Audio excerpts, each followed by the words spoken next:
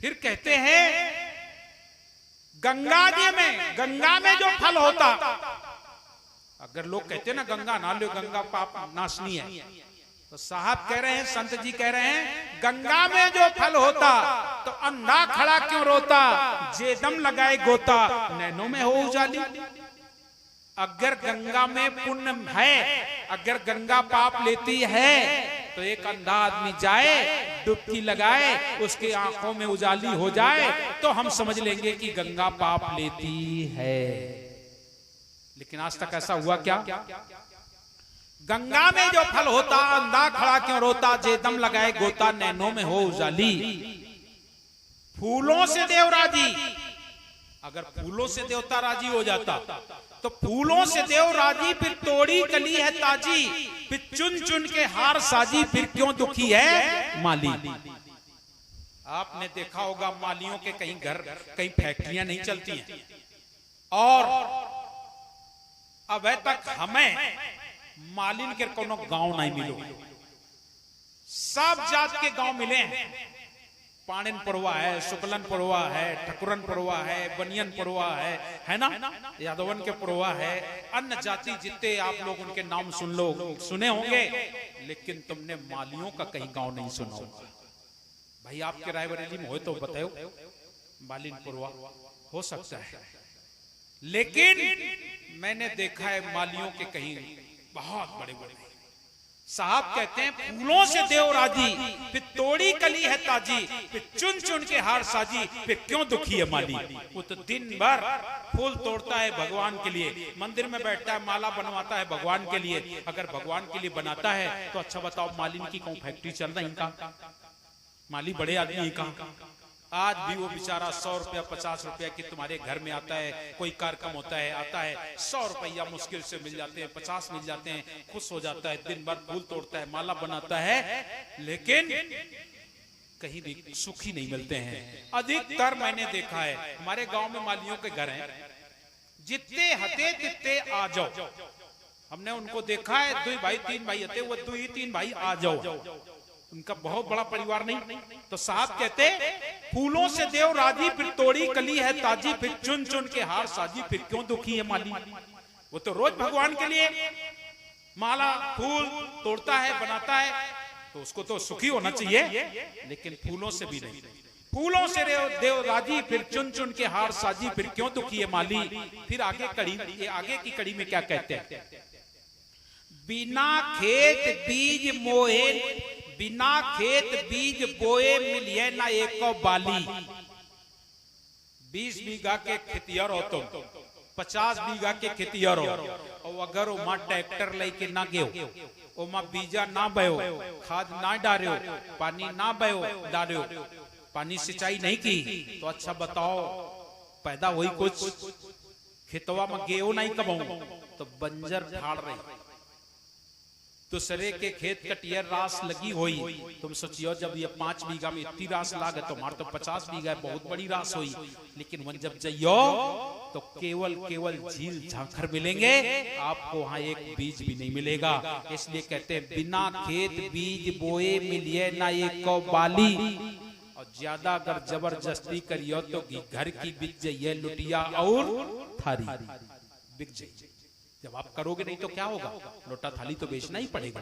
इसलिए साहब कबीर कहते हैं, साफ देवता पीतर भैया भवानी ये मारक 84 चलन की, और कर ले जतन सखी साई मिलन की। मेरी बात खराब लग रही होगी ना? है ना? लग रही होगी, पक्का लगती है। तो हमार खराब लगे तो रामचरितमानस से सुना दें। रामचरितमानस में देवी देवताओं के लिए इतना लिखा है, रावण आवत सुने सकोहा, देवन ताके मेर गिर खोआ। रावण को आते देवता सब घबरा जाते, और देवताओं की तो छोड़ दो, जितनी नारियां थी उन सब रावण ले आया अपने घर ब्याह करके, और सबरे राक्षसन में बांट दी। जरा सोचो, रावण के दरबार में सारे देवता झाड़ू लगाते थे, उसमें इतना नहीं, रवि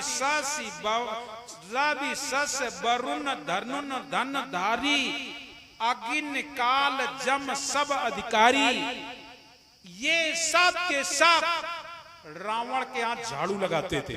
अब तुम हमें बताओ, जब देवता वन झाड़ू लगावत रहे तो देवतन में अगर ताकत हो तो छुड़ा के चले आवत, और तुम वही देवी देवतन की अगर पूजा करियो तो अच्छा बताओ तुम्हारा कल्याण होई का। दूसरा चौपाई, बड़े भाग मानुष तन पावा। सबकी सुनी भाई साखी है, बड़े भाग मानुष तन पावा।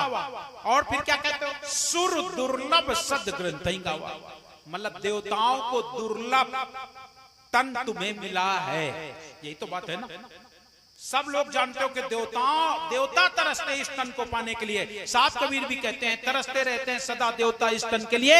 मिला नर्तन तुझे उसकी मेहरबानी है, दिनों दिन हो रही काया तेरी पुरानी है, क्षण अब मान ले थोड़ी जिंदगानी है। साहब कबीर भी कहते हैं, सुर दुर्लभ तन पाई के करत न तनिक विचार, फिर अवसर अनमोल है मिले न दूजी बार, जिसको तू कौड़ियों के भाव से लुटा रहा है और सतनाम सुमर प्यारे ये वक्त जा रहा है। बात हमारी समझ रहे हो क्या मैं कहना चाहता हूं? हम कहना चाहते हैं बड़े भाग मानुष तन पावा। आपको शरीर बड़े भाग से मिला है। सुर दुर्लभ मतलब देवता तरसते हैं इसको पाने के लिए, लेकिन तुम लोग इस तन को पाकर और देवतन की पूजा करियो तो का मिली। बात समझ में आई कि नहीं?